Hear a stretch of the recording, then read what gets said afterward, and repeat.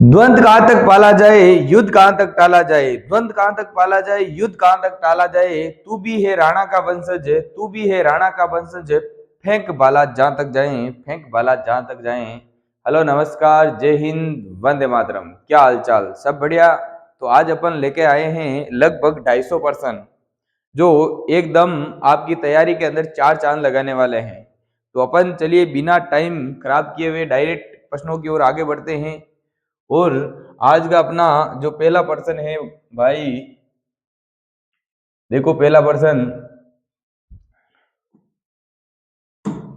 है वह प्रक्रिया वह प्रक्रिया जिसके द्वारा चांदी के ऊपर काली परत एवं तांबे के ऊपर हरी परत चढ़ जाती है।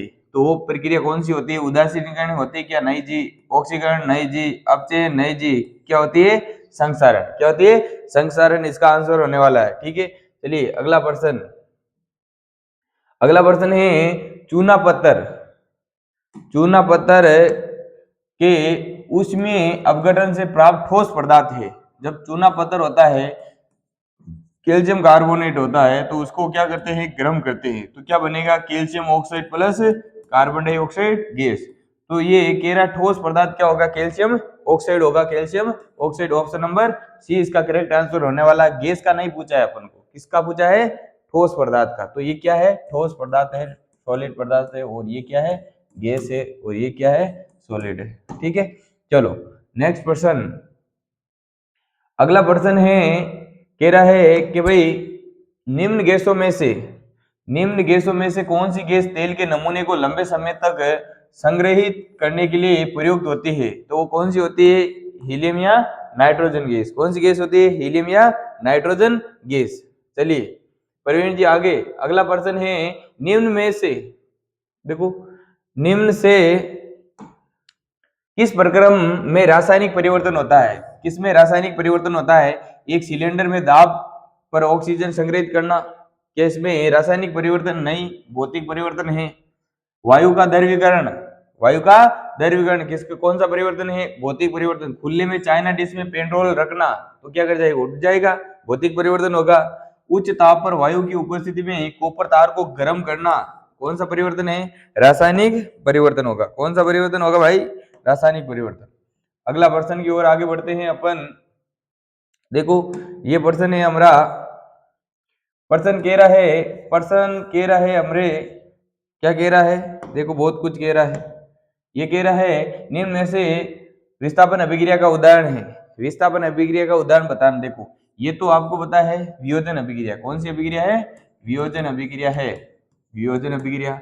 यहाँ पर देखो ये संयोजन अभिक्रिया। कौन सी अभिक्रिया है? संयोजन अभिक्रिया है। यहाँ पर देखो जिंक और HCl की अभिक्रिया, जिंक और HCl की अभिक्रिया। जिंक है जो अधिक क्रियाशील है, हाइड्रोजन से इसको प्रतिस्थापित करके क्या बनाएगा? हाइड्रोजन गैस और जिंक क्लोराइड। और यहाँ पर देखो अमोनिया, अमोनिया बन रहा है। ये कौन सी अभिक्रिया है? संयोजन अभिक्रिया। कौन सी? संयोजन। और ये हो जाएगी विस्थापन अभिक्रिया। ऑप्शन नंबर सी इसका करेक्ट आंसर होने वाला है। चलिए आगे बढ़ते हैं। अगला प्रश्न, अगला प्रश्न है, देखो अगला प्रश्न कह रहा है नीचे दी गई अभिक्रिया के संबंध में कौन सा कथन असत्य है? देखो यहाँ पर लेड ऑक्साइड है। लेड ऑक्साइड का क्या हो रहा है भाई? अपचयन हो रहा है। क्या हो रहा है? अपचयन हो रहा है। ठीक है, कार्बन का यहाँ पर क्या हो रहा है? उपचयन। क्या हो रहा है? उपचयन। लेड ऑक्साइड का क्या हो रहा है? अपचयन। और इसका क्या हो रहा है? उपचयन। तो यहाँ पर क्या शीशा अपचयित हो रहा है? क्या गलत बात है। कार्बन डाइऑक्साइड ऑक्सीकृत हो रहा है? क्या नहीं जी, गलत बात है। तो ऑप्शन एक और दो दोनों ही क्या है? गलत है। Option number A correct answer होने वाला है। चलिए अगला प्रश्न की ओर आगे बढ़ते हैं। ये अपना प्रश्न है भाई, प्रश्न है अपना, हेलो भाई, प्रश्न है हमारा क्या? निम्न में से कौन एक रासायनिक परिवर्तन नहीं है? रासायनिक परिवर्तन कौन नहीं है? भोजन का पकाना कैसा परिवर्तन है? हमारे शरीर में भोजन का पाचन, जल का वाष्पीकरण, मोमबत्ती का जलना। देखो निम्न में से कौन सा रासायनिक परिवर्तन नहीं है? रासायनिक परिवर्तन नहीं होना चाहिए। कौन सा परिवर्तन? रासायनिक। भोजन का पकाना, भोजन का पकाना कैसा परिवर्तन है? रासायनिक परिवर्तन है। हमारे शरीर में भोजन का पाचन कैसा परिवर्तन है? रासायनिक परिवर्तन। जल का वाष्पीकरण कैसा परिवर्तन है? कैसा परिवर्तन है भाई? भौतिक परिवर्तन है। मोमबत्ती का जलना ये भी एक रासायनिक परिवर्तन है। जलना कैसा परिवर्तन है? रासायनिक परिवर्तन है। ठीक है, अगला प्रश्न की ओर आगे बढ़ते हैं। श्वसन एक कैसी अभिक्रिया है भाई? उष्मा क्षेपी अभिक्रिया होती है। कैसी अभिक्रिया होती है? उष्मा क्षेपी अभिक्रिया होती है। कैसी? उष्मा क्षेपी, क्योंकि जब आपको पता है ऑक्सीजन लेते हैं तब कार्बन डाइऑक्साइड जल और क्या निकलती है? ऊर्जा या उष्मा निकलती है। तो इस कारण ये कैसी अभिक्रिया है? उष्मा क्षेपी। नेक्स्ट अगला प्रश्न, किसके मध्य क्रिया से किसके मध्य क्रिया से किसके मध्य क्रिया से H2 गैस नहीं निकलती है? देखो, जब जिंक तथा HCl की क्रिया करवाते हैं तो हाइड्रोजन गैस निकलती है। हाइड्रोजन गैस निकलती है। एल्यूमिनियम तथा नाइट्रिक अम्ल की अभिक्रिया करवाते हैं तो हाइड्रोजन गैस नहीं निकलती है। एल्यूमिनियम तथा नाइट्रिक अम्ल की अभिक्रिया करवाते तो हाइड्रोजन गैस नहीं निकलती है। आयरन तथा सल्फ्यूरिक अम्ल हाइड्रोजन गैस निकलती है। मैग्नीशियम तथा अति तनु नाइट्रिक अम्ल क्या देता है? हाइड्रोजन गैस देता है। मैग्नीशियम भी देता है और मैग्नीज भी देता है हाइड्रोजन गैस अपवाद के रूप में। आपको पता है जो हाइड्रोजन है, हाइड्रोजन से ऊपर जो भी धातुएं हैं वो तनु अम्लों के साथ अभिक्रिया करके हाइड्रोजन गैस देती है, जबकि हाइड्रोजन के नीचे जो भी गैसें होती है वो हाइड्रोजन गैस निर्गत नहीं करती। अगला प्रश्न देखो भाई। भाई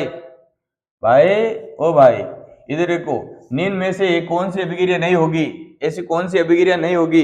देखो, जिंक काना काका मांगे आलू जने फिरा जने, यानी जिंक इसको क्या कर देगा? प्रतिस्थापित। तो ये अभिक्रिया होगी। आगे देखो, एल काना काका मांगे आलू जने फिरा प्रभु हम पूर्ण हुगलो। देखो, काना काका मांगे यानी मैग्नीशियम अधिक क्रियाशील होती है, ये एल्यूमिनियम कम क्रियाशील होती है, तो ये अभिक्रिया नहीं होगी। ऑप्शन नंबर बी इसका करेक्ट आंसर होने वाला है। और बात समझ में आ गई? अगला प्रश्न है जी, देखो अगला प्रश्न क्या है? अगला प्रश्न कह रहा है, बरसात के मौसम में बरसात के दिनों में कॉपर पर हरे रंग की परत किसके निर्माण के कारण चढ़ जाती है? तो बरसात के दिनों में आपको पता है वातावरण के अंदर ये कॉपर जो होता है, जो वातावरण में नमी होती है, क्या होती है? नमी। और होती है वातावरण में कार्बन डाइऑक्साइड और होती है ऑक्सीजन, इनके साथ अभिक्रिया करके ये कॉपर हाइड्रोक्साइड बनाता है। क्या बनाता है? Copper hydroxide. और साथ में क्या बनाता है? हरे रंग का कॉपर कार्बोनेट। क्या बनाता है? कॉपर कार्बोनेट बनाता है, जिसके कारण ये कैसा हो जाता है? हरे रंग का। कैसा हो जाता है? हरे रंग का। तो ऑप्शन नंबर क्या होने वाला है इसका? सी करेक्ट आंसर होने वाला है। ऑप्शन नंबर सी इसका करेक्ट आंसर होने वाला है। चलिए नेक्स्ट प्रश्न की ओर आगे बढ़ते हैं। आगे अगला प्रश्न है, कह रहा है कि भाई जब एक फोटोग्राफिक प्लेट प्रकाश में खुला रखा जाता है, क्या कर जाता है? प्रकाश में खुला रखा जाता है, तो फिल्म का ग्रे रंग किसके कारण हो जाता है? जो दूसरा रंग का हो जाता है, ग्रे रंग का हो जाता है। फिल्म कैसी होती आती है? दूसरे रंग का। तो वो होता है सिल्वर निर्माण के कारण। किसके कारण? सिल्वर निर्माण के कारण। ऑप्शन नंबर बी इसका करेक्ट आंसर होने वाला है। देखो, इसे सूर्य के प्रकाश की उपस्थिति में क्या किया जाता है? खुला रखा जाता है, तो क्या बनता है? सिल्वर और ब्रोमीन। ठीक है, आगे अगला प्रश्न है भाई। अगला प्रश्न देखो जी,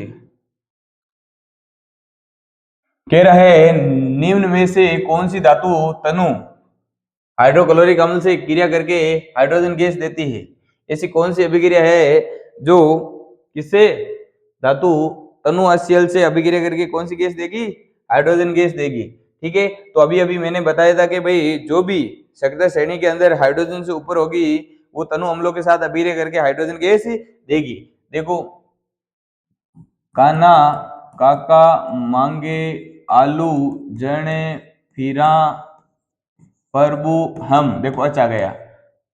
ठीक है, तो इससे ऊपर हाइड्रोजन से ऊपर कौन है? यहाँ पर दिख रहा है क्या? कॉपर नहीं है, लेड है। क्या?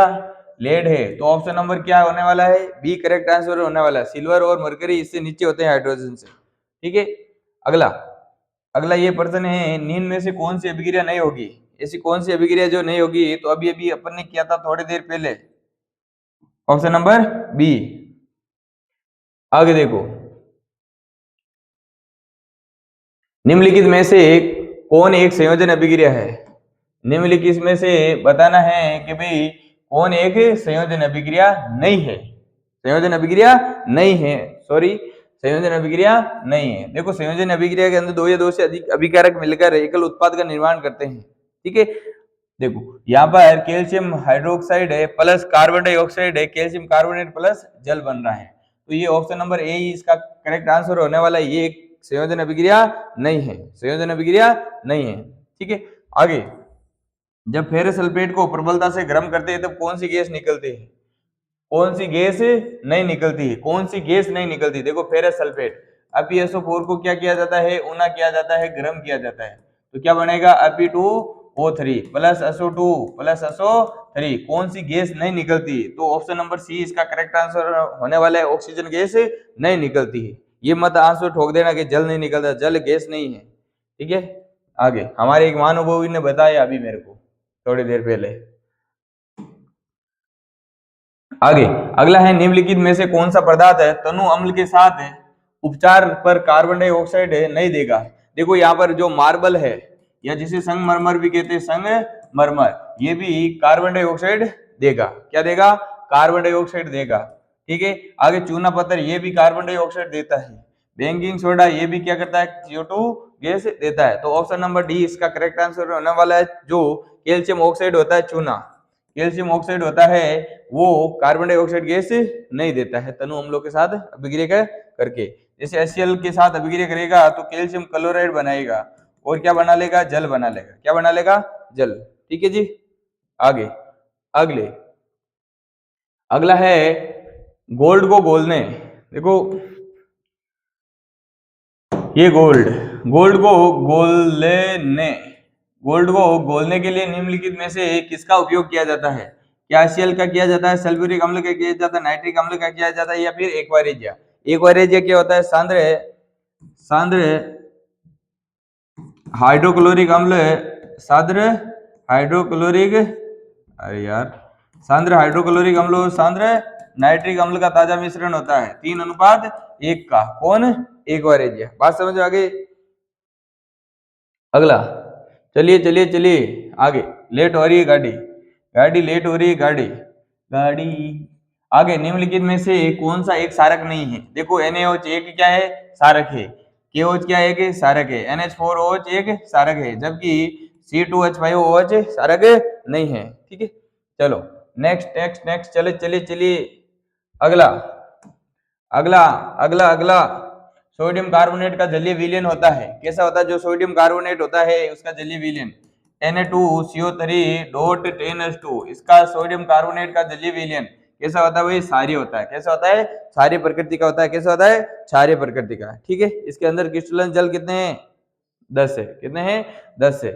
आगे अगला क्वेश्चन है, किसका प्रयोग अग्निशामकों में किया जाता है? किसका प्रयोग है जो अग्निशामकों में किया जाता है? वो होता है सोडियम हाइड्रोजन कार्बोनेट। इसका सूत्र क्या होता है? NaHCO3, जिसे क्या कहते हैं? बेकिंग सोडा, खाने का सोडा, मीठा सोडा, रसोई घर का सोडा। इसका प्रयोग स्वादिष्ट खट्टा पकौड़ा बनाने में किया जाता है। छोले भटूरे के अंदर भी डाला जाता है। आगे, ठीक है जी। चलो आगे का प्रश्न है भाई, आगे का प्रश्न है। देखो जी, देखो ये प्रश्न देखो। आगे परबल, देखो का सोडियम कार्बोनेट एक क्षारीय लवण है क्योंकि ये लवण है। कैसा लवण है?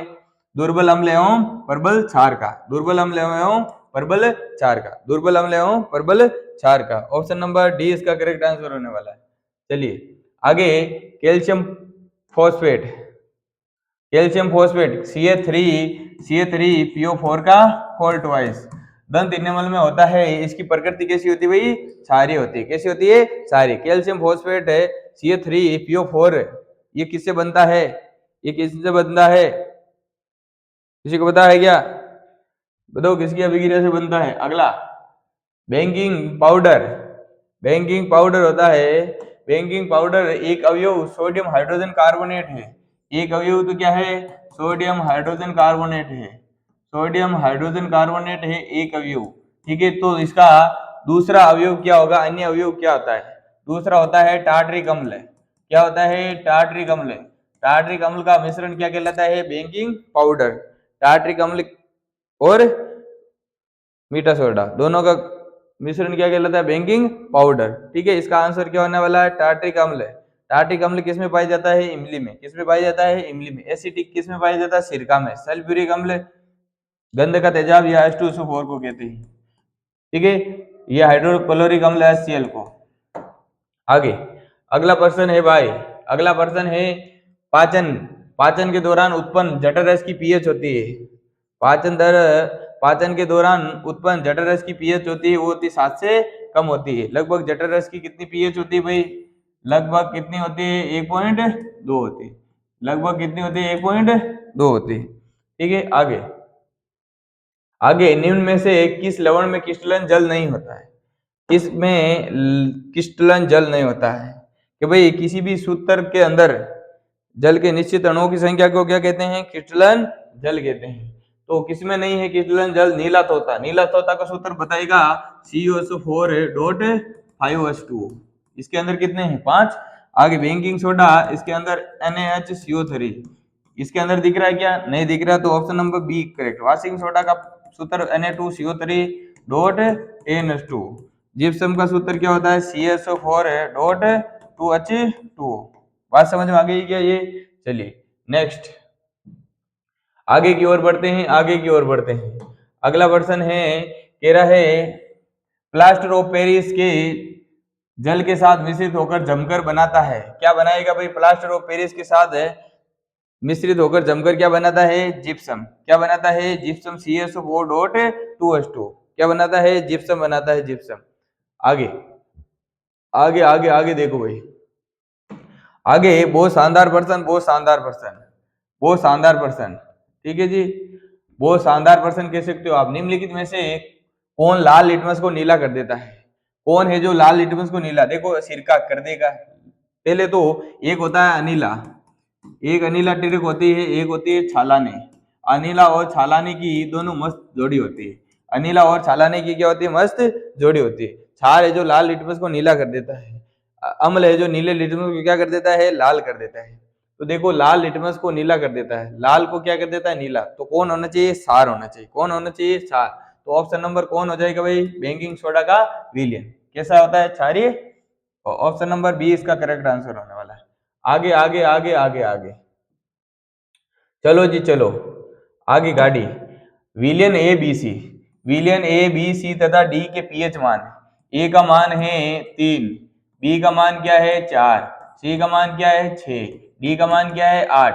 कह रहा है उच्चतम अम्लीय सामर्थ्य का विलयन है, किसकी अम्लता अधिक होगी? किसकी उच्च, देखो उच्चतम अम्लीय सामर्थ्य। अम्लीय सामर्थ्य का मतलब होता है किसके H प्लस आयन ज्यादा होंगे, किसमें?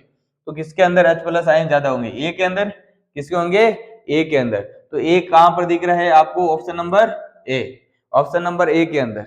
जिसकी जितनी पीएच कम होती है उसका अम्लीय सामर्थ्य उतना ही अधिक होता है। आगे नींबू रस, ए नींबूड़ा नींबूड़ा नींबूड़ा, नींबू का रस तथा कॉफी दोनों कैसे हैं? नींबू का रस तथा कॉफी दोनों ही क्या होते हैं? अम्लीय होते हैं। कैसे होते हैं भाई? अम्लीय होते हैं। कैसे होते हैं? अम्लीय होते हैं। इसकी पीएच आपको पता है 4.4 से कितनी होती है? 5 तक। ठीक है, कॉफी की, किसकी? कॉफी की। लगभग लगभग कह सकते हैं अपन। ठीक है, नेक्स्ट अगला प्रश्न, अगला प्रश्न है भाई निम्न में से एक सारक का अभिलक्षण, एक सारक का अभिलक्षण नहीं है। कौन सा है भाई? सारक का अभिलक्षण नहीं। इनका स्वाद क्या होता है? कड़वा। ये भी राइट बात है। आगे ये लाल लिटमस को क्या कर देते हैं? नीला। छालानी लाल लिटमस को क्या कर देते हैं? नीला। ये भी बात सही है। ये मेथिल ऑरेंज के साथ लाल रंग प्रदर्शित करता है। देखो इनके जलीय विलयन विद्युत धारा का चालन करता है, सारक तो करता है। तो ऑप्शन नंबर सी इसका करेक्ट आंसर होने वाला। ये सारक का अभिलक्षण नहीं है। चलिए जी आगे की ओर बढ़ते। ए साले सोगले, ठीक है, चलो जी चलो जी चलो चलो चलो चलो रे, चलो चलो रे, चलो चलो रे डलवर बाबू होले होले, अंजन की सीटी में मारो मन डोले। आगे आगे देखो, निम्नलिखित में से कौन सा कथन सही नहीं है? कौन सा कथन है जो सही नहीं है? सभी धातुएं कक्ष के ताप पर, यानी कमरे के ताप पर कैसी होती है? ठोस होती है कि नहीं जी? कमरे के ताप पर एक ऐसी धातु है जो कैसी होती है? द्रव होती है। कौन सी होती है? मरकरी। कौन सी? मरकरी तो कौन सा कथन सही नहीं है? सभी धातुएं उष्मा तथा विद्युत की सुचालक होती है, बिल्कुल राइट बात है। सभी धातुएं सारी ऑक्साइड बनाती है, बिल्कुल बनाती है। सभी धातुओं में चमक पाई जाती है, तो ऑप्शन नंबर ए इसका करेक्ट आंसर होने वाला है। आगे आगे विद्युत की श्रेष्ठ चालक है कौन है भाई? सबसे अच्छी चालक कौन सी धातु है? वो होती है कौन? सिल्वर होती है, एजी। एजी सिल्वर होती है, कौन? चांदी, एजी। ठीक है, चलिए अगला प्रश्न की ओर आगे बढ़ते हैं कि भाई धातुओं में से उष्मा की दुर्बलतम चालक कौन होती है भाई? वो होती है लेड। कौन होती है? लेड। वैसे तो देखे तो मरकरी भी क्या होती है? उष्मा की कुचालक होती है, लेकिन इसकी तुलना में कम होती है। देखो आगे अगला प्रश्न, निम्न में से कौन सी धातु उभयधर्मी ऑक्साइड क्या करती है? बनाती है। ऐसी कौन सी धातु है जो क्या बनाती है? उभयधर्मी ऑक्साइड। पहले तो उभयधर्मी ऑक्साइड किसे कहते हैं? ऐसी धातु ऑक्साइड जो अम्ल एवं क्षार दोनों के साथ अभिक्रिया करके लवण तथा जल बनाते हैं, उन्हें क्या कहते हैं? उभयधर्मी ऑक्साइड। उभयधर्मी ऑक्साइड आपको पता है, एक होता है Al2O3, एक होता है जिंक ऑक्साइड। Al2O3 और जिंक ऑक्साइड। तो यहाँ पर कौन सा हो जाएगा? Option number C correct answer होने वाला है। ठीक है, चलो अगला प्रश्न है, कह रहा है भूपर्पटी में सर्वाधिक पाई जाने वाली धातु है।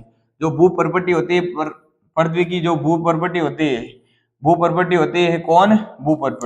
भूपर्पटी के अंदर सर्वाधिक धातु कौन सी पाई जाती है? एल्यूमिनियम। कौन होती है भाई? एल्यूमिनियम होती है, एल्यूमिनियम। कौन होती है? एल्यूमिनियम होती है। कौन होती है? एल्यूमिनियम। ठीक है, अगला प्रश्न की ओर आगे बढ़ते हैं भाई चंदू चैंपियन। आगे निम्न में से कौन सा गुण धातु द्वारा सामान्यतः प्रदर्शित नहीं किया जाता है? विद्युत चालकता बिल्कुल प्रदर्शित किया जाता है। ध्वनिकता बिल्कुल, धातुएं कठोर सतह से टकराने पर टन टन टन टन बोलती है। चले कह रहा है द्युतिहीनता यानी इसे कहते हैं, क्या कहते हैं बताओ? कि भाई ये कहना चाहता है कि धातु के अंदर धात्विक चमक नहीं पाई जाती है। चमक तो पाई जाती है। ठीक है, आगे तन्यता, सर्वाधिक तन्य धातु कौन सी होती है? सोना। यानी तारों को खींचकर पतले रार के रूप में बदला जा सकता है, जिसे क्या कहते हैं? तन्यता। ठीक है, आगे अगला प्रश्न है धातु के पतले तार खींचने की गुण को क्या कहते हैं? तन्यता कहते हैं। क्या कहते हैं भाई? तन्यता कहते हैं। आघात वर्णीयता क्या है? आघात वर्णीयता क्या होती है? कि धातु को पीट कर पतली चादर के रूप में डाला जा सकता है, जिसे क्या कहते हैं? आघात वर्णीयता। सर्वाधिक तन्य धातु कौन सी होती है?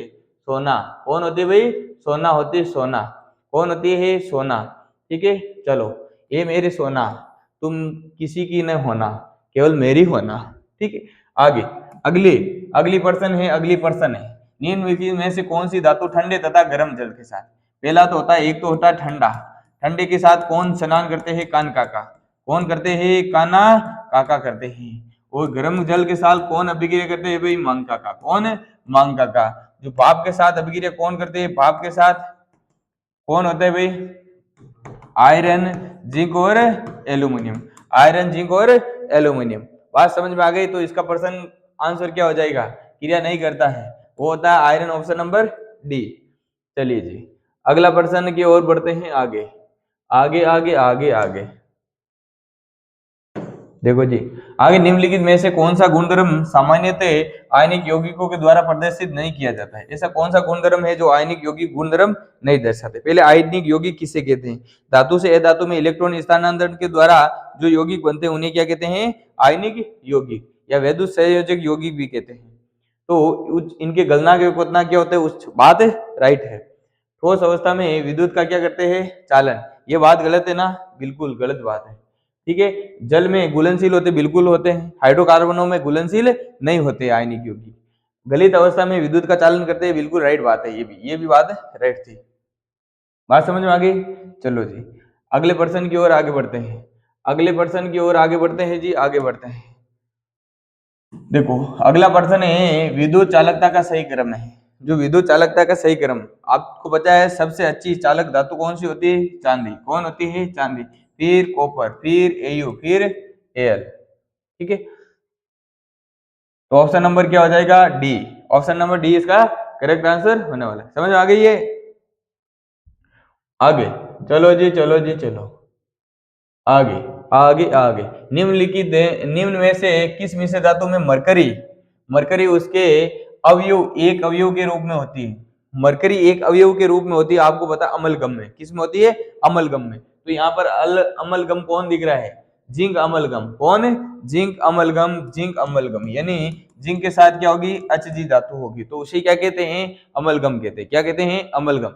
सोल्डर के अंदर क्या होती है, टिन और लेड होती है, क्या होती है, टिन और लेड। मरकरी दिख रही है क्या, नहीं होती है। अल्निको, एल्निको एल्यूमिनियम निकल और कोबाल्ट होती है, अल्निको के अंदर एल्यूमिनियम निकल और कोबाल्ट होती है, ठीक है। आगे स्टेनलेस स्टील के अंदर FeCr और Na होती है, ठीक है। आगे चलो अगला प्रश्न की ओर आगे बढ़ते हैं। निम्न में से कौन सी ये धातु चमकीली होती है, ऐसी कौन सी ये धातु है जो चमकीली होती है, वो होती है आयोडीन। कौन होती है जी, आयोडीन होती है। ऐसी ये धातु है जो कैसी होती है, चमकीली होती है। कैसी होती है, चमकीली। आपको पता है चिप्स की थैलियों में कौन सी गैस भरी जाती है, नाइट्रोजन। चलो जी अगला प्रश्न, ए बेटे इधर आ, चमड़ी उधेड़ लूंगा मैं, ऊपर मत भग, इतनी फास्ट है तुझे। कौन सी धातु कक्ष के ताप पर या कमरे के ताप पर द्रव अवस्था पाई जाती है, वो कौन होती है जी, मरकरी। कौन होती है, मरकरी। आपको पता है सोडियम सर्वाधिक क्रियाशील धातु होती है, ठीक है। आगे आगे आगे बैंड बाजा, पीछे है बाराती। देखो किसकी परत के लेपन के द्वारा आयरन को जंग से बचाने के लिए गैल्वेनीकरण क्या किया जाता है, गैल्वेनीकरण किया जाता है, यसद लेपन किया जाता है। क्या किया जाता है, यसद लेपन। क्या किया जाता है, यसद लेपन। बताओ गैलियम का किया जाता है, एल्यूमिनियम का किया जाता है, या जिंक का किया जाता है, या सिल्वर का किया जाता है। किसका किया जाता है, जिंक धातु का। किसका, जिंक धातु का किया जाता है। अगला सहसंयोजक आबंध किसके द्वारा निर्मित होते हैं, सहसंयोजक आबंध है जो किसके द्वारा निर्मित होते हैं। आपको पता है सहसंयोजक आबंध ए धातुओं के बीच बनता है। किसके बीच बनता है, ए धातु। जैसे हाइड्रोजन और हाइड्रोजन, H2 अणु, इसके बाह्यतम कोश में कितना इलेक्ट्रॉन होता है, एक। ये इसके साथ एक के साथ साझेदारी कर लेता है, ये भी, और इनके बीच ये इलेक्ट्रॉन युग्म की साझेदारी के द्वारा क्या बन जाता है, सहसंयोजक बंध बन जाता है। इलेक्ट्रॉन युग्म की साझेदारी, इलेक्ट्रॉनों के पारस्परिक साझे द्वारा क्या बनता है, सहसंयोजक बंध। चलिए अगला प्रश्न है, निम्न में से कौन संतृप्त हाइड्रोकार्बन नहीं है। देखो एक होता है संतृप्त हाइड्रोकार्बन, एक होता है असंतृप्त। संतृप्त का मतलब होता है जिसके अंदर केवल क्या हो, एकल बंध। क्या हो, एकल बंध हो। कार्बन कार्बन के बीच कैसा बंध हो, एकल बंध, उसे क्या कहते हैं, संतृप्त। एक होता है असंतृप्त, जिसके अंदर डबल बंध हो और ट्रिपल बंध हो, उसे क्या कहते हैं, असंतृप्त हाइड्रोकार्बन। तो यहाँ पर देखो साइक्लोहेक्सेन, साइक्लोहेक्सेन का सूत्र क्या होता है, C6H12। बेंजीन का सूत्र क्या होता है, C6H6। प्रोपेन का सूत्र क्या होता है जी, प्रोपेन का मेथ एथ प्रोपेन C3H8। और आइसोब्यूटेन का सूत्र, ब्यूटेन का सूत्र क्या होता है, ब्यूटेन का मेथ एथ प्रोप ब्यूट C4H10। ठीक है, आइसो तो वो कर लेंगे अपन। तो संतृप्त कौन से है, संतृप्त कौन से है, संतृप्त हाइड्रोकार्बन नहीं है, तो वो कौन सा नहीं है, बेंजीन दिख रहा है। कौन है, बेंजीन दिख रहा है जो संतृप्त नहीं है। चले आगे, चलिए, क्योंकि बेंजीन के अंदर आपको पता है डबल बॉन्ड होता है बीच में। अरे होता है या नहीं होता है।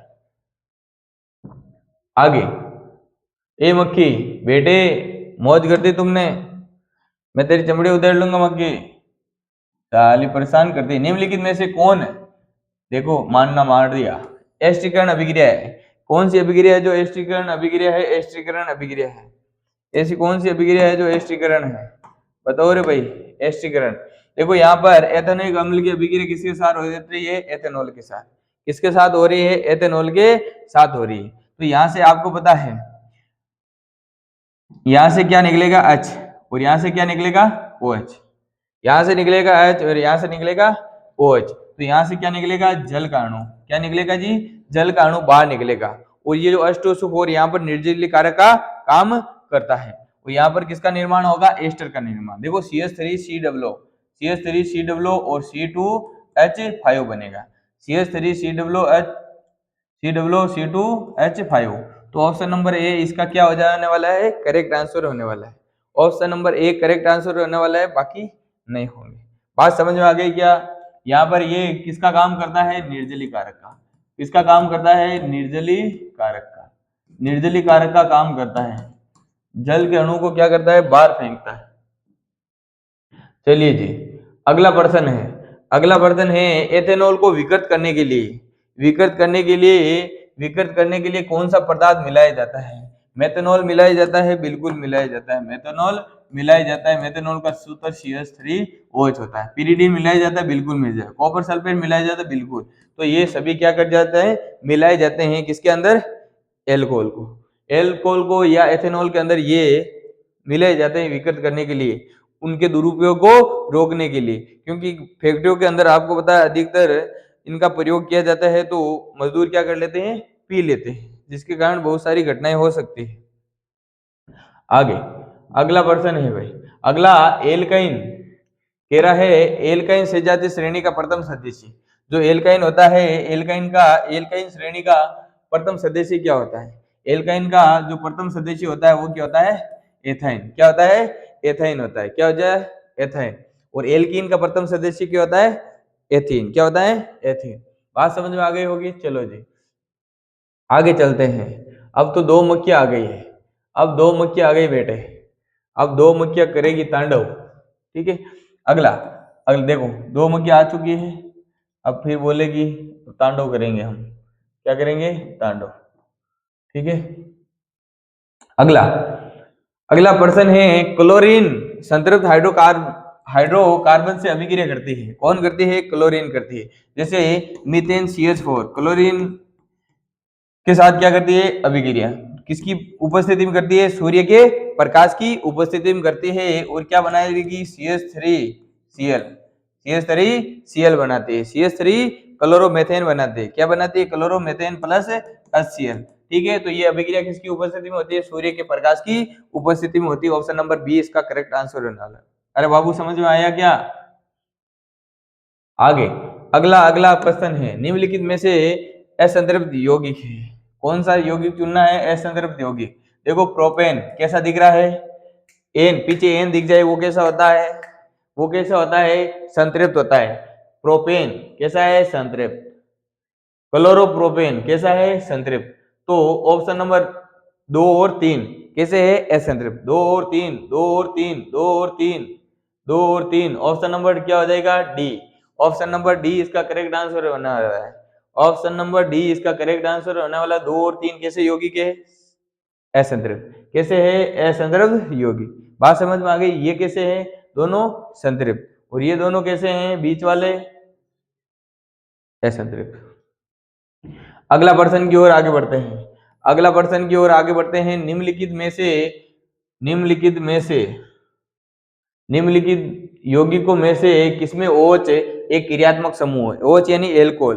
तो देखो एल्कोहल ओल लगता है, पढ़ने से पता चल जाता है। ब्यूटेनॉल के अंदर कौन सा है? OH है। अब ब्यूटेनॉन के अंदर कौन सा है? CO है। कौन है भाई? CO है। कौन है? CO है। ब्यूटेनोइक के अंदर कौन सा है? कार्बोक्सिलिक है। कौन सा है? कार्बोक्सिलिक। ब्यूटेनॉल के अंदर कौन सा है? एल्डिहाइड। कौन सा है? एल्डिहाइड। बात समझ में आ गई? चलो चलो जी आगे बढ़ते हैं। ये मक्खी बेटा बदमाशी नहीं, बदमाशी निकाल दूंगा मैं, 1 मिनट लगेगी मेरे को, फिर मर्डर हो जाएगा तेरा। ठीक है, बंग विंडरसन फुलरिन एक अपरूप है। फॉस्फोरस का नहीं जी, सल्फर का नहीं जी, कार्बन का। Option number C correct answer होने वाला है। सी 60 आपको पता है किसका? फुलरिन का होता है। आगे अमोनिया NH3, अमोनिया NH3 के एक अणु में होते हैं। अमोनिया यानी NH3 के एक अणु में होते हैं। क्या होते हैं? केवल एकल अबंध, केवल द्विअबंध, केवल त्रिअबंध, 2 अबंध, 2 द्विअबंध तथा 1 एकल बंध। बताओ सब में कैसे होते हैं? एकल बंधी होते हैं। कैसे होते हैं? एकल बंध। अरे अमोनिया के अंदर तो एकल बंधी होते हैं ना? अरे होते हैं या नहीं होते हैं? एकल बंधी होते हैं ना सब में। कैसे होते हैं? एकल बंध। अगला चलो आगे का प्रश्न, अगला प्रश्न देखते हैं। अगला प्रश्न कह रहा है निम्नलिखित में से किस पदार्थ का प्रयोग एथेनॉल तथा एथेनोइक अम्ल में विभेद करने के लिए प्रयुक्त नहीं किया जा सकता है? दोनों के अंदर अंतर करने के लिए प्रयोग नहीं किया जा सकता। एथेनॉल और एथेनोइक में किसका प्रयोग नहीं किया जा सकता है? सोडियम का प्रयोग नहीं किया जा सकता है। सोडियम का प्रयोग नहीं किया जा सकता। क्यों नहीं किया जा सकता? क्योंकि एथेनॉल भी सोडियम के साथ अभिक्रिया करके हाइड्रोजन गैस देगा, एथेनोइक अम्ल भी सोडियम के साथ अभिक्रिया करके हाइड्रोजन गैस देता है। इस कारण इसका प्रयोग नहीं किया जाता है। ठीक है। बाकी इसका प्रयोग कर सकते हो आप, इसका प्रयोग कर सकते हो, इसका प्रयोग कर सकते हो, ठीक है। आगे साबुन का उदाहरण है, अगला प्रश्न है साबुन का उदाहरण है, साबुन का उदाहरण, साबुन का उदाहरण बताना है आपको, बताओ रे। साबुन, साबुन कौन सा होता है, साबुन कौन सा होता है? तो ऑप्शन नंबर C17H35COON है, ठीक है। आगे अगला प्रश्न आया है बाबा आपके बीच, फोटो मेरी खींच। मनुष्य में वर्क एक तंत्र का भाग होता है, वर्क एक तंत्र का भाग होता है, वर्क, वर्क किसका भाग होता है भाई? उत्सर्जन तंत्र का, किसका? उत्सर्जन तंत्र का। वर्ग आपको पता है मनुष्य के अंदर कितनी जोड़ी होती है? एक जोड़ी होती है। कितनी जोड़ी होती है? एक जोड़ी होती है। कितनी जोड़ी होती है?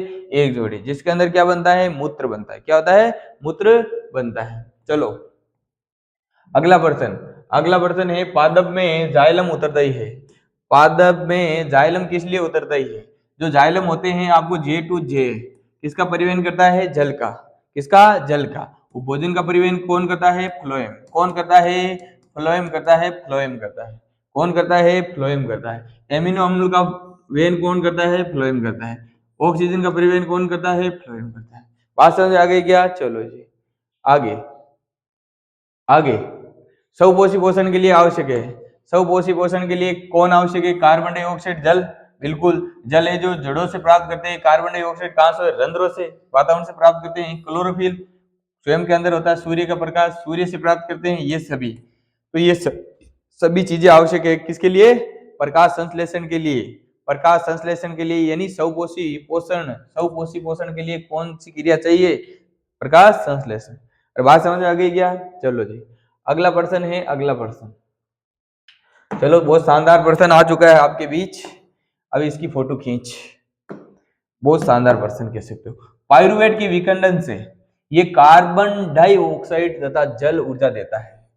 पाइरुवेट का जो विखंडन होता है, क्या क्या बनता है पाइरुवेट विखंडन से?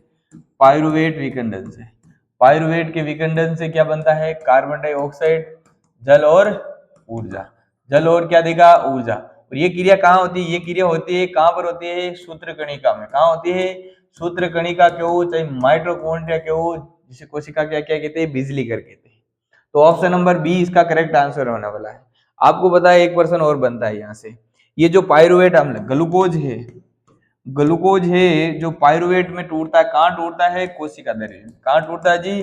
कोशिका द्रव्य में टूटता है। कहाँ टूटता है? कोशिका द्रव्य में। बात समझ में आ गई? चलो जी अगला प्रश्न की ओर आगे बढ़ते हैं। हरे पौधों में, हरे पौधों में प्रकाश संश्लेषण के दौरान संश्लेषित है, संश्लेषित जो ग्लूकोज है वो कैसी इकाई है? वो कैसी इकाई है? वो एक मोनोसेकेराइड होती है, एकलक इकाई होती है। कैसी होती है? मोनोसेकेराइड होता है। कैसे होता है? मोनोसेकेराइड होता है ग्लूकोज स्वयं।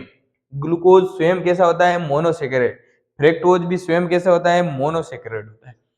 ठीक है चलो जी आगे, आगे आगे आगे अगला प्रश्न कह रहा है CO2 जल, CO2 जल, CO2 जल तथा ऊर्जा निर्मुक्त करने के लिए पाइरुवेट का विखंडन होता है।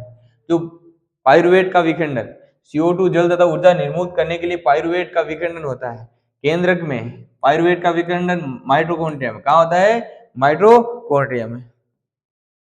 आगे अगला प्रश्न है एटीपी का पूरा नाम, एटीपी का पूरा नाम बताओ। एटीपी का पूरा नाम adenosine triphosphate, ATP adenosine triphosphate, ATP. इसे क्या कहते हैं? कोशिका की ऊर्जा मुद्रा, कोशिका की, कोशिका की ऊर्जा मुद्रा कहते हैं। क्या कहते हैं? कोशिका की ऊर्जा मुद्रा कहते हैं। ये फॉस्फेट अणु का क्या एडीपी है जो फॉस्फेट अणु का उपयोग करके एटीपी में बदलते हैं। ठीक है चलो आगे की ओर, आगे वाला प्रश्न है जी, ये लो आपके बीच आ चुका है प्रश्न। पौधों में महत्वपूर्ण संवहन ऊतक है, पौधों के अंदर जो महत्वपूर्ण संवहन का काम करते हैं कौन करते हैं भाई? एक होता है जाइलम तथा फ्लोएम, जाइलम तथा फ्लोएम। जाइलम जल का परिवहन करता है, जल तथा खनिज लवणों का, फ्लोएम भोजन का परिवहन। ठीक है चलो आगे, आगे अगला प्रश्न है वर्क में वर्कों का मुख्य कार्य है। जो वर्क होते हैं, वर्क होते हैं किडनी होती है। कौन होती है? किडनी होती है। उनका मुख्य कार्य क्या होता है? उत्सर्जन करना, पोषण करना, श्वसन करना, परिवहन करना, उत्सर्जन करना। क्या काम होता है? उत्सर्जन करना। ठीक है आगे पाचन के दौरान आंशिक रूप से पचित, पाचन के दौरान आंशिक रूप से पचित भोजन हो जाता है। देखो आपको पता है आंशिक पाचन भोजन का कहां पर होता है, आमाशय में। कहां होता है, आमाशय में। आमाशय में आपको पता है अश्लील अम्ल स्रावित होता है। जठर रस के अंदर कौन सा अम्ल होता है, अश्लील, जो कैसा होता है, अम्लीय होता है। जो भोजन को कैसा माध्यम प्रदान करता है, अम्लीय। तो कैसा होता है, आंशिक रूप से पचित भोजन कैसा होता है, अम्लीय प्रकृति का होता है। ठीक है जी, चलो जी आगे देखो। अगला प्रश्न पिताशय, बहुत ही शानदार प्रश्न, ये हमारे एक जानी मानी हस्ती ने बहुत इसका आंसर बहुत शानदार दिया था। जो पिताशय, देखो गोल ब्लैडर है, कौन है, गोल ब्लैडर होता है, गोल ब्लैडर। ये यकृत होता है, कौन होता है, यकृत। यकृत के अंदर आपको पता है पीतरस बनता है। क्या बनता है, पीतरस बनता है। क्या बनता है इसके अंदर, पीतरस बनता है। क्या बनता है, पीतरस। और आपको पता है ये जो पिताशय होता है, गॉल ब्लैडर होता है पिताशय, ये पिताशय के अंदर क्या होता है, पीतरस स्टोर होता है। क्या होता है, पीतरस स्टोर होता है। ये आगे चलता है पीत नली के द्वारा, किसके द्वारा, पीत नली के द्वारा छोटी आंत के सबसे आगे वाले भाग ग्रहणी में जाकर मिलता है। ये पीतरस सारी प्रकृति का होता है। कैसा होता है, सारी प्रकृति। जो पीतरस है किसका पाचन करता है, वसा का पाचन करता है। इन वसा के जटिल अणुओं को सरल अणुओं में तोड़ता है, इमल्सिफिकेशन करता है, इमल्सीकरण करता है। ठीक है, तो यहां पर देखो पिताशय पीत का निर्माण करता है। चल हट, पिताशय थोड़ी करता है, पिताशय के अंदर स्टोर रहता है पीतरस। ठीक है, आगे भोजन में स्टेरॉइड मिलाता है ना जी, इसका काम नहीं है, ये भी काम नहीं है। वसाकृत द्वारा स्रावित, यानी यकृत के द्वारा स्रावित पीत का क्या करता है, संग्रहण करता है। ऑप्शन नंबर इसका सी करेक्ट आंसर होने वाला अनिल। ठीक है, बहुत शानदार जवाब दिया ना तूने इसका। क्रिस का गाना सुनेगा, क्रिस का सुन ले। देखो ये मक्खी गाना सुनने के लिए तैयार है। किस रूप में भोजन के रूप में पौधों में आंतरिक ग्लूकोज अणु संग्रहित होता है। तो पौधों के अंदर किस रूप में संचित रहता है भोजन, बताओ, ग्लूकोज किस रूप में, स्टार्च या मंड के रूप में, स्टार्च या मंड के रूप में। जंतुओं के अंदर किस रूप में संचित रहता है भोजन, ग्लाइकोजन के रूप में। किस रूप में रहता है जंतुओं में ग्लाइकोजन के रूप में। किस रूप में, ग्लाइकोजन के रूप में। ग्लाइकोजन के रूप में जंतुओं में भोजन संरक्षित रहता है। अगला प्रश्न की ओर आगे बढ़ते हैं। आगे प्रश्न है पहला, देखो ये प्रश्न पहला क्या, रक्तदाब को मापने का या रक्तचाप मापने का उपकरण है। स्पाइरोमीटर ना जी, ईसीजी, इलेक्ट्रोकार्डियोग्राफ ना जी, स्पिग्मोमेनोमीटर यस यस, इलेक्ट्रोएन्सेफेलोग्राफी है क्या, नहीं है। तो स्पिग्मोमेनोमीटर है, रक्तचाप मापी है। नेक्स्ट अगला प्रश्न है चालनी नलिकाएं तथा से कोशिकाएं, चालनी नलिकाएं तथा से कोशिकाएं किसके अवयव होते हैं। तो ये जाइलम तथा फ्लोएम के किसके अवयव होते हैं भाई, केवल ये किसके होते हैं, फ्लोएम ऊतक के होते हैं। किसके अंदर पाए जाते हैं, ये फ्लोएम ऊतक के अंदर पाए जाते हैं। फ्लोएम के अंदर देखो फ्लोएम के चार मुख्य घटक होते हैं, एक तो चालनी नलिकाएं होती है, एक से कोशिकाएं होती है, एक फ्लोएम पेरेनकाइमा और फ्लोएम रेसे फाइबर। फ्लोएम रेसे, पेरेनकाइमा और चालनी नलिकाएं से कोशिकाएं, इनके क्या होते हैं, चार घटक होते हैं। आपने कक्षा 9 में पढ़ा होगा। आगे चलो जी, चलो आगे। अगला प्रश्न है निम्नलिखित में से कौन सा पादप हार्मोन है।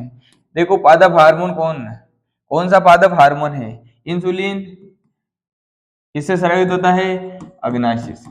किससे स्रावित होता है, अग्नाशय से स्रावित होता है। ये रक्त के अंदर ग्लूकोज की मात्रा को क्या करता है, नियंत्रित करता है। थायरोक्सिन किससे स्रावित होता है, थायराइड ग्रंथि से। किससे, थायराइड ग्रंथि से स्रावित होता है। एस्ट्रोजन हार्मोन किससे स्रावित होता है भाई, अंडाशय से। किससे स्रावित होता है, अंडाशय से। किससे, अंडाशय से। ठीक है, अब साइटोकाइनिन है, ये एक पादप हार्मोन है जो कोशिका विभाजन को क्या करता है, प्रेरित करता है। कोशिका विभाजन को कौन प्रेरित करता है, साइटोकाइनिन। कौन सा हार्मोन है, साइटोकाइनिन, पादप हार्मोन है। ठीक है, चलो जी अगला प्रश्न है दो तंत्रिका कोशिकाओं के मध्य एक खाली स्थान को कहते हैं, क्या कहते हैं, दुर्मिका, नाइजी, सिनेप्स, बिल्कुल कहते हैं सिनेप्स। दो तंत्रिका कोशिकाओं के मध्य जो रिक्त स्थान पाया जाता है उसे क्या कहते हैं, सिनेप्स कहते हैं, या सिनेप्सिक दरार कहते हैं, या अंतर्ग्रंथन कहते हैं। ठीक है, चलो जी अगला प्रश्न है मस्तिष्क उत्तरदायी है, जो अपनी खोपड़ियां है वो किसके लिए उत्तरदायी है, सोचने के लिए बिल्कुल उत्तरदायी है। हृदय जिया धड़क धड़क जिया, इसके लिए उत्तर दें। शरीर का संतुलन बनाए रखने के लिए बिल्कुल उपरोक्त सभी। तो ऑप्शन नंबर डी इसका करेक्ट आंसर होने वाला है, उपरोक्त सभी। चलिए अगला प्रश्न है, निम्न में से कौन सा पादप हार्मोन है? वो होगा कौन सा? साइटोकाइनिन। कौन सा होगा भाई? साइटोकाइनिन होता है, साइटोकाइनिन। ठीक है। थायरोक्सिन थायराइड ग्रंथि से स्रावित होता है, इंसुलिन अग्नाशय से, और टेस्टोस्टेरोन कहां से स्रावित होता है? वृषण से। किससे? वृषण से, टेस्टिस से। ठीक है, जो इसका करेक्ट आंसर होने वाला सी, साइटोकाइनिन। अगला अगला प्रश्न है, दो तंत्रिका कोशिका के मध्य अंतराल क्या कहलाता है? सिनेप्स कहलाता है। क्या कहलाता है? सिनेप्स कहलाता है। ठीक है जी। ये प्रश्न, निषेल कण पाए जाते हैं। जो निषेल कण होते हैं वो कहाँ पाए जाते हैं? निषेल कण तंत्रिका कोशिका के अंदर पाए जाते हैं। कहाँ पाए जाते हैं? तंत्रिका कोशिका के अंदर पाए जाते हैं। तंत्रिका कोशिका के अंदर पाए जाते हैं। निषेल कण कहाँ पाए जाते हैं? तंत्रिका कोशिका के अंदर पाए जाते हैं। ये तंत्रिका कोशिका, इसके अंदर क्या पाए जाते हैं? निषेल कण, यहाँ पर साइटोन के अंदर पाए जाते हैं। ठीक है, तो तंत्रिका कोशिका में पाए जाते हैं। ठीक है, आगे देखो, अगला देखो, मस्तिष्क को जो अपनी खोपड़ी है मस्तिष्क है को घेरने वाली 3 झिल्लियां कहलाती है। 3 झिल्लियां, कितनी झिल्लियां? 3 झिल्लियां। तो 3 झिल्लियां होती है जो हमारा मस्तिष्क होता है, ये मान लो मस्तिष्क है, इसको घेरने वाली 3 झिल्लियां हैं, जिसे क्या कहते हैं? मेनिंजाइटिस। क्या कहते हैं? मस्तिष्क आवरण कहते हैं। क्या कहते हैं भाई? मस्तिष्क आवरण कहते हैं। जो 3 झिल्लियां हैं उसको घेरने वाली को क्या कहते हैं? सबसे पहले डी, ड्यूरामेटर। इसे क्या कहते हैं? ड्यूरामेटर। इसे कहते हैं अरेक्नोइड। इसे कहते हैं पायोमेटर। डीएपी, ड्यूरामेटर, अरेक्नोइड और पायोमेटर। 3 झिल्लियों को कहते हैं मेनिंजाइटिस। ठीक है, या मस्तिष्क आवरण कहते हैं। क्या कहते हैं? मस्तिष्क आवरण, मस्तिष्क का आवरण। बात समझ में आ गई क्या? चलो जी, चलो जी, चलो जी। अगला, उच्च कशेरुकी जंतुओं में तापग्राही स्थित होते हैं। जो हमारे अंदर है टेम्परेचर, तापमान को ग्रहण करने वाले कहां पर स्थित होते हैं? हमारी त्वचा के अंदर होते हैं। कहां होते हैं? त्वचा के अंदर होते हैं, त्वचा के अंदर होते हैं, त्वचा के अंदर। ऑप्शन नंबर डी इसका करेक्ट आंसर होने वाला है, डर्मिस के अंदर, त्वचा के अंदर। आगे भाई अगला प्रश्न, इंसुलिन किस ग्रंथि से स्रावित होता है? जो इंसुलिन हार्मोन है वो किस ग्रंथि से स्रावित होता है? किस ग्रंथि से? वो होता है अग्नाशय ग्रंथि से। किस ग्रंथि से स्रावित होता है? अग्नाशय ग्रंथि से। इंसुलिन हार्मोन की यदि कमी हो जाती है तो हमें कौन सा रोग हो जाता है? मधुमेह रोग। कौन सा हो जाता है? मधुमेह या डायबिटीज रोग हो जाता है, जिसके कारण ग्लूकोज की मात्रा रक्त में बढ़ जाती है। ठीक है, आगे आगे आगे आगे आगे अगला प्रश्न है, मानव मस्तिष्क का कौन सा भाग सबसे बड़ा होता है? मानव मस्तिष्क का कौन सा भाग सबसे बड़ा होता है? बताओ। सेरेबेलम। सेरेबेलम होता है क्या? या थैलेमस होता है, या सेरिब्रम होता है, मेडुला होता है? बताओ। सेरिब्रम होता है। कौन होता है? सेरिब्रम, प्रे मस्तिष्क। कौन होता है? प्रे मस्तिष्क होता है, वो सबसे बड़ा भाग होता है यहाँ पर। ऑप्शन नंबर सी इसका करेक्ट आंसर होने वाला सेरेब्रम। एक होता है सेरिबिलम, जिसे क्या कहते हैं? अनुमस्तिष्क। क्या कहते हैं? अनुमस्तिष्क कहते हैं। आपको पता है मेडुला है जो किसका नियंत्रण करता है? अनैच्छिक क्रिया, रक्त, जैसे लार का आना, हृदय धड़क, ठीक है, वमन, उल्टी। आगे अगला प्रश्न है, देखो, श्वान कोशिकाएं किससे संबंधित होती है? जो श्वान कोशिकाएं होती है वो किससे संबंधित होती है? तंत्रिका उत्तक से संबंधित। किससे होती है? तंत्रिका उत्तक से संबंधित होती है। यदि यहाँ पर तंत्रिका कोशिका आता तो भी अपन क्या करते हैं? तंत्रिका कोशिका। ठीक है जी, चलो अगला प्रश्न है, ऑक्सीजन पौधे के किस भाग में संचित होता है? जो ऑक्सीजन हार्मोन है पौधे के किस भाग में संचित होता है भाई? शीर्ष भाग में। कहाँ होता है? शीर्ष भाग के अंदर संचित होता है। कहाँ पर? शीर्ष भाग के अंदर। अगला, चलो जी अगला, शरीर की, देखो बहुत शानदार प्रश्न आ चुका है आपके बीच, फोटो में खींच। शरीर की समभागिका, भंगिमा, शरीर की भंगिमा तथा संतुलन।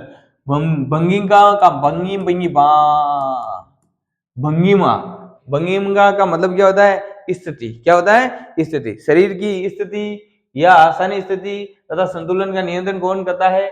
अनुमस्तिष्क। कौन करता है भाई? अनुमस्तिष्क करता है, अनुमस्तिष्क करता है। ठीक है, सोचना विचारना किसका कार्य है? प्रेमस्तिष्क का। मेडुले का कार्य लार का आना, वमन, उल्टी, दस्त सबको नियंत्रित करता है। ठीक है, पोन्स वेरोलाई क्या करता है? थोड़ी बहुत हृदय धड़कन और श्वसन में सहायता करता है।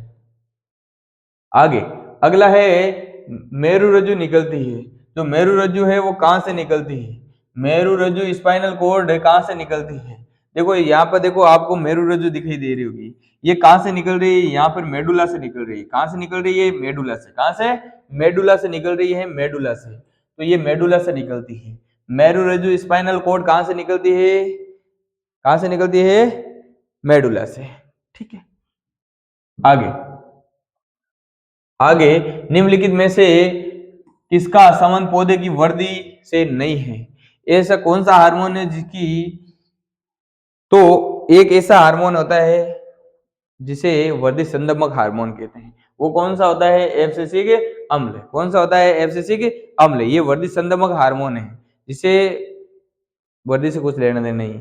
ये जिस पेड़ पौधों की पत्तियों का मुरझाना, मुरझा करके क्या कर जाना? गिर जाना, कौन काम करता है? एब्सिसिक अम्ल। साइटोकाइनिन कोशिका विभाजन प्रेरित, जिब्रेलिन बीजों के अंकुरण में सहायक, तने की चौड़ाई में वृद्धि, ऑक्सीजन शीर्ष भागों में वृद्धि। चलो जी, आगे वाला पर्सन आ चुका है हमारे बीच। फोटो मेरी खींच। आयोडीन किस हार्मोन के संश्लेषण के लिए आवश्यक होता है? जो आयोडीन होता है वो किसके लिए संश्लेषण के लिए आवश्यक होता है? वो होता है थायरोक्सिन हार्मोन के लिए। किसके लिए? थायरोक्सिन हार्मोन के लिए। आपको पता है एड्रिनलिन हार्मोन किससे स्रावित होता है? एड्रिनल ग्रंथि से। किससे? एड्रिनल ग्रंथि। ऑक्सीजन हार्मोन पेट पौधों के अंदर। इंसुलिन अग्नाशय से। किससे? अग्नाशय से। ठीक है, चलो जी, अगला प्रश्न है शरीर की अनैच्छिक क्रियाओं का नियंत्रण होता है। जो अनैच्छिक क्रिया है किसके द्वारा नियंत्रित होता है? वो होता है पश्चिम मस्तिष्क के मेडुला से। किसके? पश्चिम मस्तिष्क के मेडुला भाग से अनैच्छिक क्रियाएं क्या होती है? नियंत्रित होती है। बात समझ में आ गई क्या? चलो जी, अगला प्रश्न कह रहा है निम्नलिखित में से कौन सी अंतःस्रावी ग्रंथि अयुग्मित होती है? कौन सी अंतःस्रावी ग्रंथि होती है? अयुग्मित होती है, यानी जोड़े के रूप में नहीं पाई जाती है। देखो आपको पता है एड्रिनल ग्रंथि ये तो जोड़े के रूप में पाई जाती है ना, और युग्म के रूप में आपको पता है जो वर्ग होते हैं वर्ग के ऊपर पाई जाती है एक जोड़े के रूप में, और होती है या नहीं होती है? जोड़े के रूप में होती है। आपको पता है वर्षण भी किसके अंदर होते हैं? वर्षण कोश के अंदर होते हैं, जोड़े के रूप में होते हैं या नहीं होते हैं? पीयूष ग्रंथि एक अंडाशय भी क्या होते हैं? जोड़े के रूप में होते हैं, आपको पता है। जबकि पीयूष ग्रंथि जोड़े के रूप में नहीं पाई जाती है। स्वाहा। अगला प्रश्न है मानवों में जैव प्रक्रियाओं का नियंत्रण और नियमन होता है।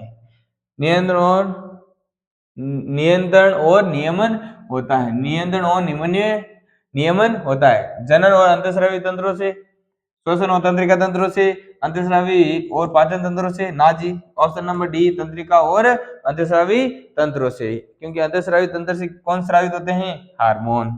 ठीक है, आगे अगला प्रश्न है अलैंगिक जनन मुकुलन द्वारा होता है। मुकुलन किसके अंदर पाया जाता है? यीस्ट के अंदर। अमीबा में कौन सा पाया जाता है? द्विखंडन। कौन सी विधि पाई जाती है? द्विखंडन। प्लाज्मोडियम में कौन सी पाई जाती है? बहुखंडन। कौन सी? बहुखंडन पाई जाती है। कौन सी विधि? बहुखंडन। लेशमानिया में कौन सी पाई जाती है? कौन सी? द्विखंडन। कौन सी? द्विखंडन पाई जाती है। कौन सी? द्विखंडन। ठीक है, आगे चलते हैं। आगे देखना बहुत धुरंधर प्रश्न आने वाले हैं।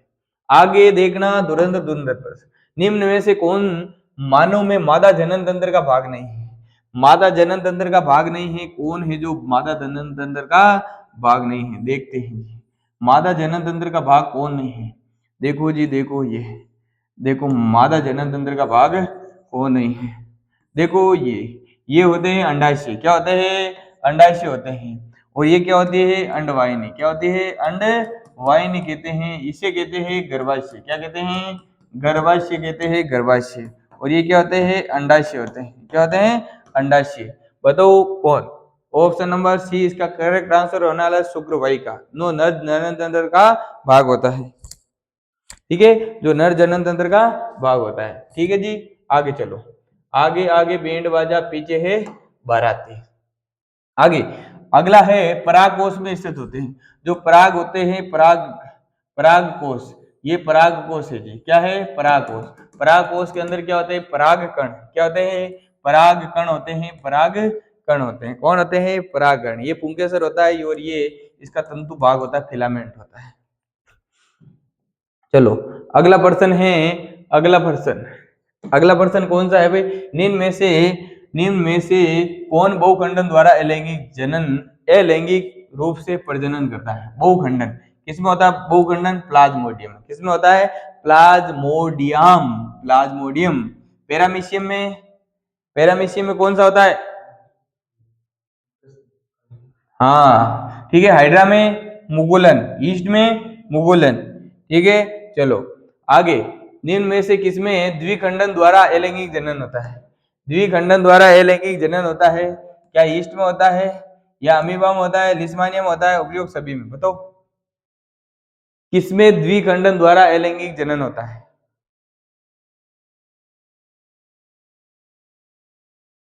हाँ जी, तो इसका आंसर क्या हो जाएगा भाई? द्विखंडन द्वारा अलैंगिक जनन होता है। एक तो होता है किसके अंदर?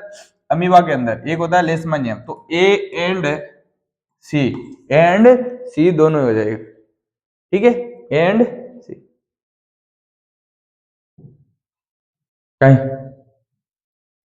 एंड का